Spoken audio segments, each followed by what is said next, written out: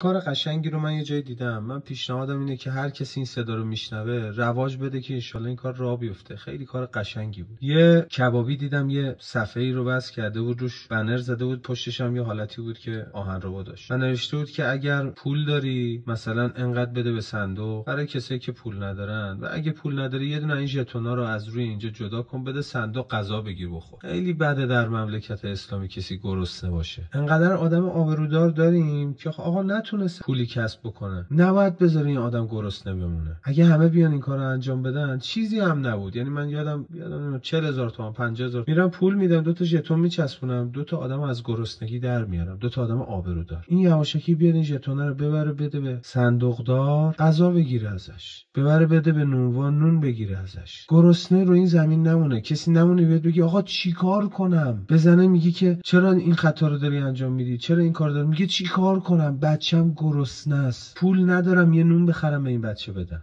همه بیایم شریک بشیم تو این قضیه. تو که همه نیازمندا رو نمیشناسی. این اگه بود، اگه این کارو انجام دادی، خیر و برکتش به خودت هم میرسه، راه دوری نمیره. تو اینو بذار اونجا. اصلا فرض بگی یه آدمی داره رد میشه، یه بچه‌ای داره رد میشه، نگاه میکنه میبینه تو داره یه ساندویچی میخوری، خانواده پولداری هم شاید داشته باشه، دلش خواسته نتونسته، یه دونه این ژتونا رو برداره بده صندوقدار، غذا بگیره بخور. انسانیم همه دیگه، ذره به هم کمک کنیم، راه دوری نمیره. تو ماهت بگو آقا من پولی که تفریحی که انجام میدم اندازه همون پولو میذارم کمک میکنم به یه فقیر، یا میرم یه نونوایی این پول رو میذارم، میدونی با اون پولی که تو تفریح میکنی چند تا آدم میتونن نون بخرن بخورن. بعدم مشخص شده میاد میگه آقا هر آدمی مثلا این ژتونو داد 2 تا نون بهش میدم، زیاد از حدم طرف نبره که خراب بشه، یه دونه بده 2 تا نون بگیره ببر. خدا بهتون خیر و برکت میده. هر کی صدای منو شنید اینو شیرش کنید، بذارید بقیه هم بشنون اینو، این صوتو پخش کنید، بذارید برسه به گوش همه، بلکه 4 تا آدم گرسنه با همین حرف ما سیر بشه، خیر و برکتش بهمون برسه.